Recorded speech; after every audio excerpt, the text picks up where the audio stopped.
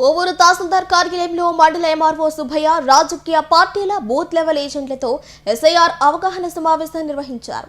ఈ సందర్భంగా ఓటర్ల జాబితా ప్రత్యేక సవరణ కార్యక్రమానికి సంబంధించిన కీలక వివరాలను బిఎల్ఏలకు వెల్లడించారు. ఈ సందర్భంగా తహసీల్దార్ మాట్లాడుతూ జూన్ 15 నుంచి జూలై 14 వరకు బిఎల్ఏలు ప్రతి ఇంటికి వెళ్లి ఎన్యూమరేషన్ ఫామ్లను పంపిణీ చేస్తారని తెలిపారు. ఓటర్లు ఒక ఫామ్ను పూర్తి చేసి బిఎల్ఓకు అందజేసి మరో ఫామ్పై బిఎల్ఓ సంతకంతో అక్నాలెడ్జ్మెంట్ తీసుకోవాలని సూచించారు. తాళం వేసి ఉన్న ఇళ్లను బిఎల్ఓలు నెలలో 3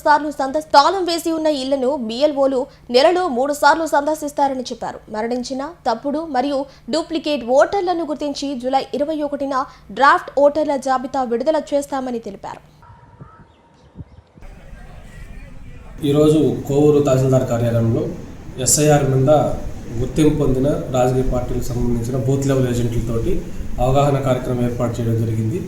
ఎస్ఐఆర్లో ఎలక్షన్ కమిషన్ ఇచ్చిన షెడ్యూల్ ప్రకారం 15వ తేదీ నుంచి జూన్ 15 నుంచి జూలై 14వ తేదీ వరకు బూత్ లెవెల్ ఆఫీసర్లు ఇంటింటికి తిరిగి ఓటర్లకి ఎన్యూమరేషన్ ఫామ్ డిస్ట్రిబ్యూషన్ చేయడం జరుగుతుంది. దాంట్లో ఈ ఫామ్ డిస్ట్రిబ్యూషన్ చేయడంలో అదేవిధంగా ఓటర్లను గుర్తించడంలో బూత్ లెవెల్ ఏజెంట్లు కీలక పాత్ర ఉంటుంది కాబట్టి వాళ్ళకి ఆ విషయం మీద అవగాహన కల్పించడం జరిగింది.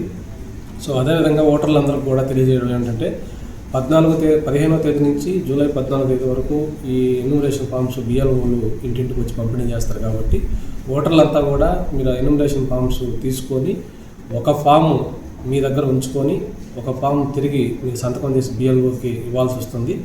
మీ దగ్గర ఉండేటువంటి ఫామ్ మీద బూత్ లెవెల్ ఆఫీసర్ దగ్గర నుంచి మీరు అక్నాలెడ్జ్మెంట్ తీసుకోవాల్సి వస్తుంది.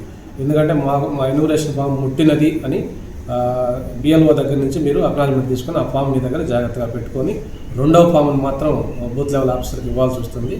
సో అదేవిధంగా ఎక్కడైతే ఇళ్ళు లాక్లో ఉంటాయో ఆ ఇంటికి బిఎల్ఓ 3 సార్లు విజిట్ చేసి ఈ 4 రోజుల్లో 3 సార్లు విజిట్ చేసి అక్కడ ఓటర్ కన్నా అందుబాటులో కానీ లేనట్టయితే ఆ ఇంటికి అంటించి ఆ ఫామ్ మీద రిమార్క్స్ రాసుకోవడం జరుగుతుంది. అదేవిధంగా ఎవరైతే గ్రామంలో కంప్లీట్గా అందుబాటులో లేరు, అదేవిధంగా చనిపోయిన ఓటర్లు ఉన్నారు, 2 సార్లు నమోదైన ఓటర్లు ఉన్నారు, ఇవన్నీ కూడా అక్కడ ఉన్నటువంటి బూత్ లెవెల్ ఏజెంట్లతోని అదేవిధంగా అక్కడ ఆ పోలింగ్ స్టేషన్లో ఉన్నటువంటి ఓటర్లతోని బిఎల్ఓ విచారించి అవన్నీ రిమార్క్స్ రాసుకొని ఆ లిస్ట్ అంతా కూడా గ్రామ పంచాయతీ కార్యాలయంలో ప్రచురించడం జరుగుతుంది.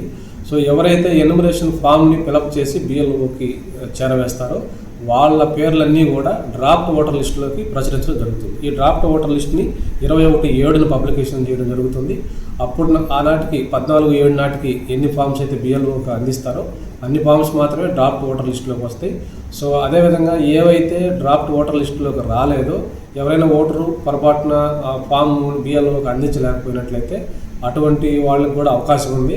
21/7 నుంచి 28 దాకా కొత్తగా ఓట్లు నమోదు చేసుకోవడానికి ఎలక్షన్ కమిషన్ టైం ఇచ్చింది కాబట్టి మీరు ఆ సమయంలో ఫామ్ 6 ఇచ్చి ఫామ్ 6తో పాటు డిక్లరేషన్ ఇచ్చి మేము ఇక్కడే ఉన్నాము, మాకు ప్రూఫ్లు ఉన్నాయి, మమ్మల్ని కొత్తగా డ్రాఫ్ట్ లిస్టులో రాలేదు కాబట్టి కొత్త ఓటుగా నమోదు చేయండి కనుక మీరు 21/7 నుంచి 28 లోపు ఫామ్ 6 కన్నా బిఎల్ఓ వాళ్ళ దగ్గర ఇచ్చినట్లయితే అవి కూడా మేము విచారించి వాటిని అన్నింటిని కూడా ఆమోదించి ఫైనల్ లిస్టు 22/9 ప్రచురించడం జరుగుతుంది.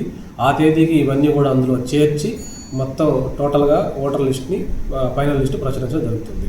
సో ఇందులో గమనించాల్సింది ఏంటంటే ఓటర్లు ఎవరైనా సరే మీరు జాగ్రత్తగా మీరు ఎన్యూమరేషన్ ఫామ్ని భర్తీ చేసి మీరు సంతకం చేస్తున్నారు కాబట్టి అక్కడ చట్టానికి లోబడి మీరు ఉంటారు కాబట్టి తప్పుడు సమాచారం దయచేసి ఎవరు ఇవ్వద్దు. అదేవిధంగా 2 చోట్ల పేర్లు ఉంటే 2 చోట్ల ఫామ్లు ఇచ్చినా కూడా మేము సిస్టంలో వ్యాలిడేట్ చేస్తాం. సో అవి మీరు ఆ అప్లికేషన్ మీద సంతకం పెడతారు కాబట్టి మీరు కూడా శిక్షార్హులు అవుతారు కాబట్టి దయచేసి ఎక్కడైనా సరే మీరు భారతదేశంలో ఒక్కచోటే ఓటు ఉండాలి, ఆ ఒక్కచోట ఉండే విధంగా మీరు ఎన్యూమరేషన్ ఫామ్ ఇవ్వండి. సో దాన్ని తీసుకొని మేము నమోదు చేయడం జరుగుతుంది. అదేవిధంగా కొంతమంది బయట వేరే ప్లేస్లో ఓటు హక్కు కలిగి ఉండి ప్రస్తుతం నివాసం ఇక్కడ ఉంటారు. సో అటువంటి వాళ్ళు కూడా మీరు ఫామ్ 8 ఇచ్చినట్లయితే బిఎల్ఓ మీ ఇంటికి వచ్చినప్పుడు ఫామ్ 8 ఇచ్చినట్లయితే మీ ఓటు ఎక్కడైతే ఉందో ఆ ఓటుని ఇక్కడికి మార్చి దాన్ని ఈ ఓటర్ లిస్టులో నమోదు చేయడానికి కూడా మేము చర్యలు తీసుకుంటాం.